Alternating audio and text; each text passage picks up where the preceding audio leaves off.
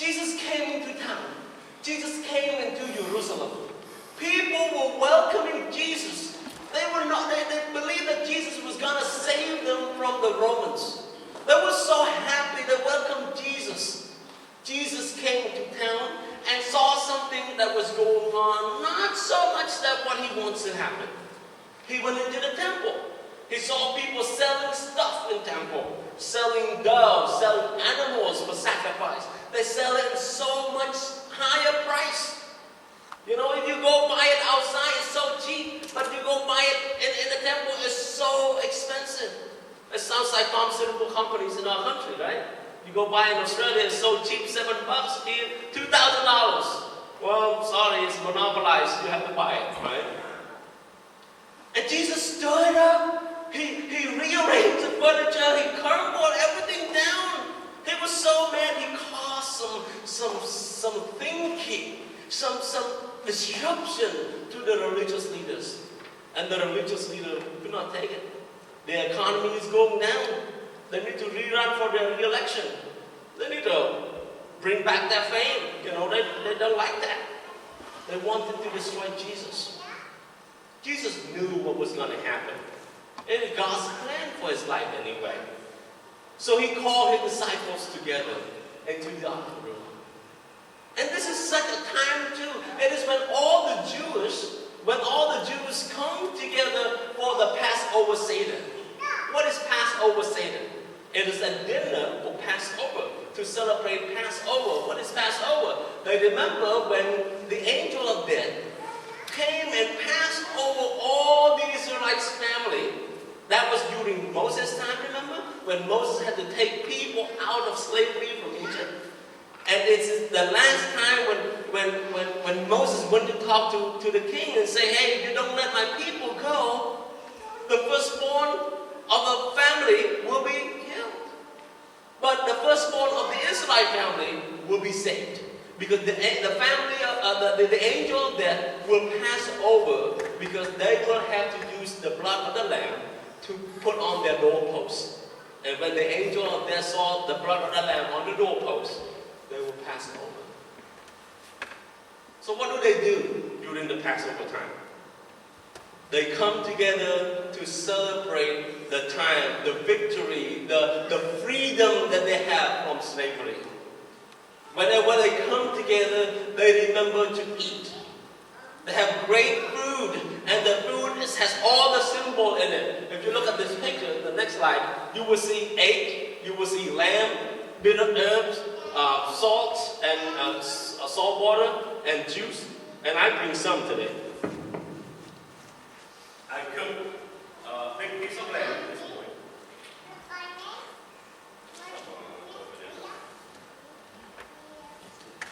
Does it smell good for you? You see that? I got flatbread. Flatbread, remember the unleavened bread. They didn't have enough time.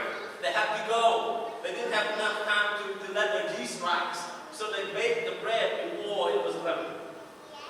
I got bitter herbs, parsley, right? To remember the bitterness. The bitterness that they had to go through when they were slaves. And I got some daikons. Daikons is bitter, right? And I got some jalapeno pepper that go here to me. I got eggs. Eggs is in here because it reminds us of new life. They have new life. They moved from Egypt. They are now moving toward the promised land. They have salt water. Salt water, remember their tea. They were having so much hard time under Egyptian government. And they have so much tea, so they have salt water there. And then they have lamb. And the lamb of the door that they kill to sacrifice, and they use the blood to put on the doorpost. They do that to remember everything that happened in Israel, in Egypt. And I happen to bring my chopsticks and my napkins too.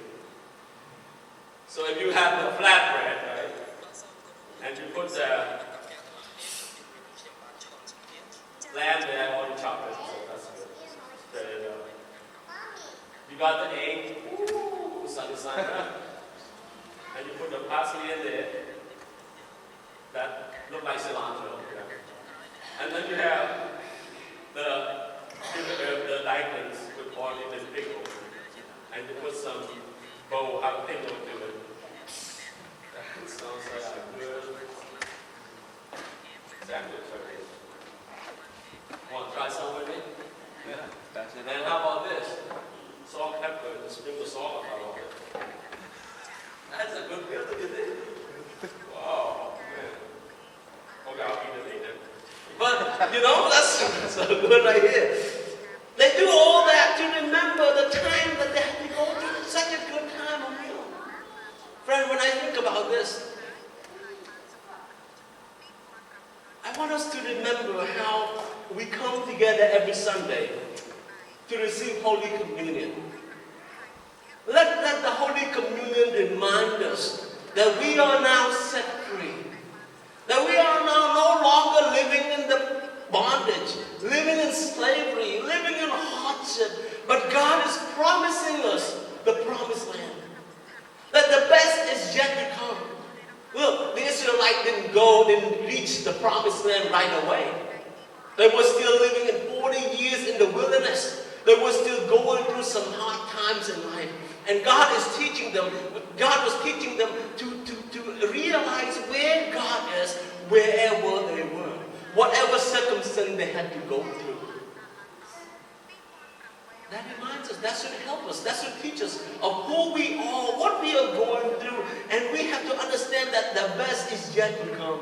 We are moving forward under the love of God, under God's grace. We are going to be set free. The best is yet to come. And this time, Jesus is with his disciples. And there were many other things that were happening, but today I'm going to talk about the two things that happened right at the moment. And you see, this is Da Vinci painting. It was very, very famous. But the setting at that time was not quite like that. All right? So the place that happened is, go to the next slide. You will see this is a map of the old Jerusalem during Jesus' time. And if you look at in my far right hand, down below, you will see the Last Supper part. That is in the upper city there, where the upper room is. And when you stand on the upper room, when you come out and about, you will be able to see the Kidron Valley. You will see the Olive Garden, the Mount of Olive, and that is just such beautiful. We will go to Kidron Valley. We will talk about Mount of Olive in next week and a week to come. All right. And so go to the next slide. This is to see the room that is right now at church that they built over the upper room. That they believe that Jesus and his disciples were eating together. I don't know, this is Google took the picture, and so they took a picture of nobody was in that room. But when I and my wife and Lisa and Rich were in the room, this is how many people. And if you really look close, there's a lot of Korean friends there. South Koreans, everybody's like so crowded. I could not even stand in that room for too long. It was suffocating, it was like stuffy. I had to walk out of this place was so many people, and you have to stand in different corners because again, the tour guys will come with his group, right? And each group has 40, 50 people. Cynthia was there too, and they have to start talking about the history. Can you imagine 4 guys yelling at the same time and different languages?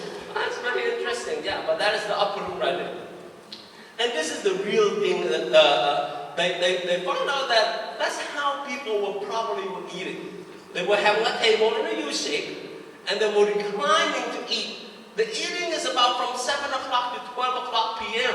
So that is 12 o'clock a.m. So that is a long time of eating. That is why they were reclining. Okay, they were having such a big feast over there.